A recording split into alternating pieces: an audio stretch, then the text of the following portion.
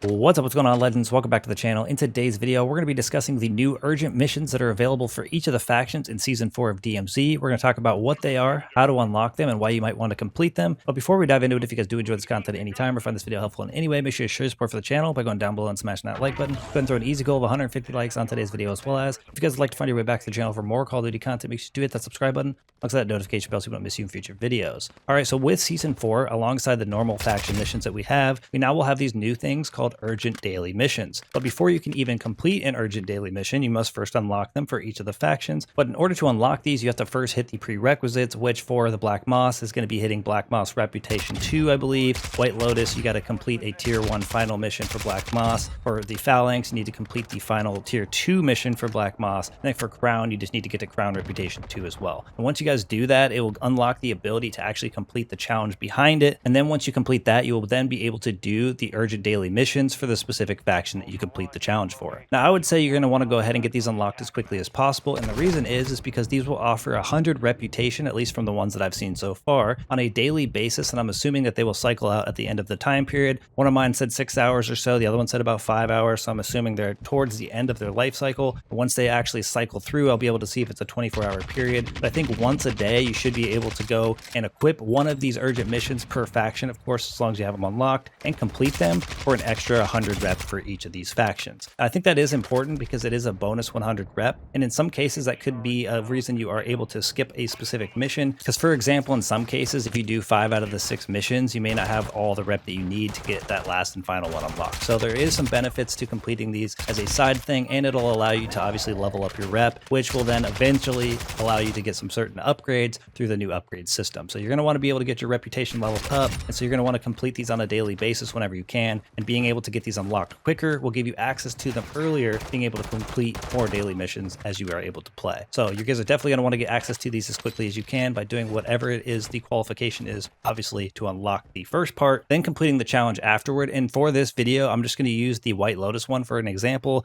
I was able to unlock the White Lotus one by completing the final Tier 1 Black Moss mission, and then the challenge or mission it asked me to complete in order to unlock the urgent daily missions was to extract 2 Al-Qatala planning diagrams or images. Now these are pretty easy to get a hold of. You can actually eliminate AI and they might actually drop them on the ground. The diagrams are really big. You guys won't be able to miss those. And then the photos are pretty small, and the photos are actually extremely common on the metal shelves throughout the buildings. I found them to be extremely common as well in those buildings that have the resupply caches in them. Those are the areas I find the most of these Al-Qatala planning photos, but I think you guys will probably come around more than 1 or 2 of them in a single match, making this actually pretty easy to complete. Now, once I have all of these unlocked, if you guys would like me to, I can actually go ahead and do a full guide on all 4 of them. Just let me know down in the comment section below if that's something you'd like to see. But again, I went ahead and extracted the 2 Al-Qatala planning diagrams or images, and then at that point, I was actually given access to the urgent daily mission. Now, my first urgent daily mission was to extract 8 food supplies. Now, this is for the White Lotus faction, and extracting 8 food supplies was actually fairly easy. Again, this is for 100 reputation, so it is pretty beneficial. Now, for extracting 8 food supplies, this was pretty easy. I just went all around Al Mazrah, looked in refrigerators in each of the buildings. Now, most of the buildings have them. You guys should probably be pretty familiar with which buildings will have them and won't. But once you guys search through a lot of these, you guys will get access to tons of food supplies. I was able to hold on to canned foods and the emergency rations, and I had quite a few of each of them. I think I had 8 emergency rations, which was more than enough for that. And then I had like 6 of the canned foods, so combined I had like 14, which is more than it was asking for, but I wanted to make sure I got quite a bit of them just to ensure that I was able to get this mission complete. Then once I got my 8 food supplies, I went over to my nearest exfil. I was able to get out and exfil safely,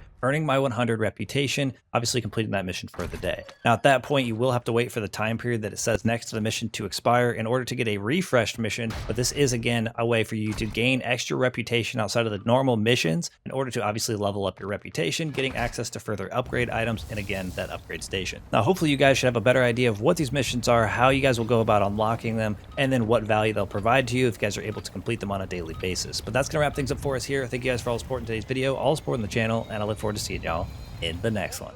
Peace.